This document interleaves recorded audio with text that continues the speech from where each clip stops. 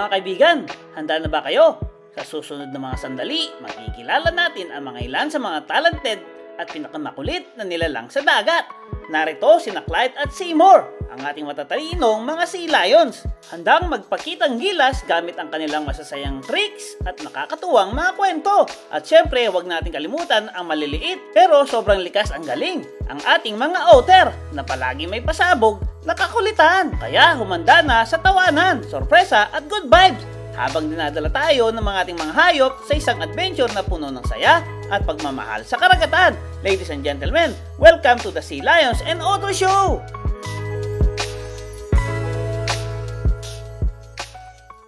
Are you actually laughing? My viewers are not going to believe this. Well, I was laughing at you. Did you hear her?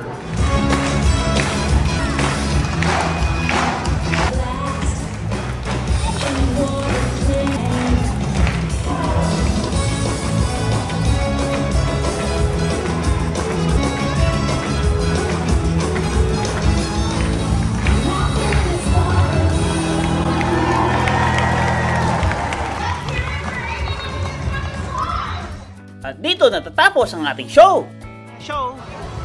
Pabalik na kami sa mga rides.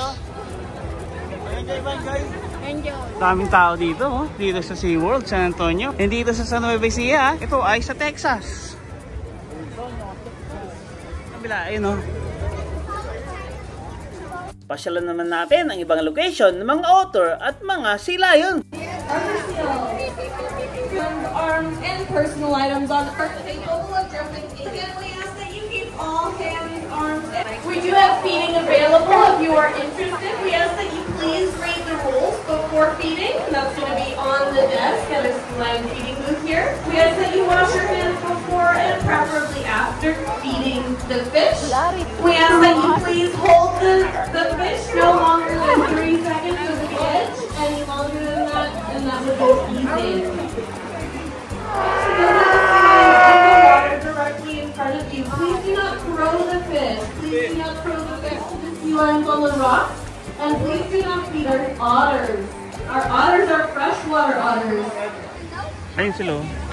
Nanonood sila Kiki. Ito pinapanood nila. Yan. Mga sea lions. Just as a reminder, please only feed the sea lions on the water directly in front of you. The sea lions on the rocks are resting and digesting and are not active. Kaya pala. Ayun, mga busog yan. Isigaw yung ano. Tayo dito sa side na to. Nakita mo ba yung matataba sea lion? Ayun, mga ano yun, mga busog daw yan. Ang ipipid lang daw yung... Huwag daw kayo nang nahulog. Mga contaminated daw yun. Sige, nag-enjoy na tayo dito. Lipat na tayo.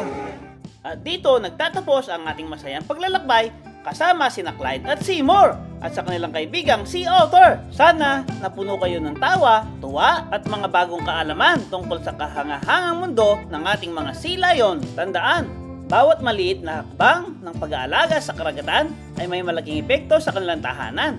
Maraming salamat sa iyong pagbisita at sana'y magkita-kita tayong muli dito sa SeaWorld San Antonio. Have a wonderful and splastastic day, everyone!